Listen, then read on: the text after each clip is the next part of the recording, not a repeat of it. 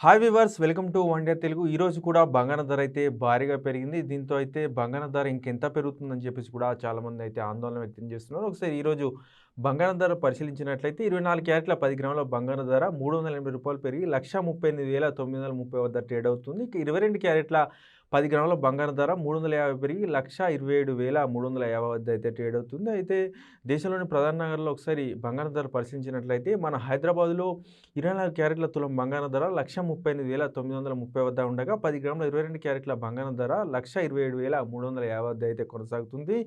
చెన్నైలో 10 గ్రాముల బంగారం ధర చూసుకున్నట్లయితే 24 క్యారెట్ల బంగారం 1,39,640 వద్ద ట్రేడ్ అవుతుండగా ఇక 10 గ్రాముల 22 క్యారెట్ల బంగారం ధర 1,28,000 వద్ద అయితే కొనసాగుతుంది. ఇక ముంబైలో 10 గ్రాముల 24 క్యారెట్ల బంగారం ధర మనం చూసుకున్నట్లయితే 1,38,330 వద్ద ట్రేడ్ అవుతుండగా 22 క్యారెట్ల తులం బంగారం ధర 1,27,350 వద్ద కొనసాగుతుంది. ఇక ఢిల్లీలో 24 క్యారెట్ల తులం బంగారం ధర 1,39,080 వద్ద ట్రేడ్ అవుతుండగా ఇక 10 గ్రాముల 22 క్యారెట్ల బంగారం ధర 1,27,500 వద్ద అయితే కొనసాగుతుంది. కలకత్తాలో 10 గ్రాముల 24 క్యారెట్ల బంగారం ధర 1,38,930 వద్ద కొనసాగుతుండగా ఇక 22 క్యారెట్ల తులం బంగారం ధర 1,27,350 వద్ద కొనసాగుతుంది. ఇక బెంగుళూరులో చూసుకున్నట్లయితే 10 గ్రాముల 24 క్యారెట్ల బంగారం ధర రూ. 380 పెరిగి 1,38,930 వద్ద ఉండగా ఇక 22 క్యారెట్ల 10 గ్రాముల బంగారం ధర చూసుకున్నట్లయితే 1,27,350 వద్ద అయితే కొనసాగుతుంది. ఇక వెండి ధర చూసుకున్నట్లయితే వెండి మాత్రం చాలా వేగంగా అయితే ధర పెరుగుతుంది. రాకెట్ వేగంతో వెండి ధరలు దూసుకెళ్తున్నాయి.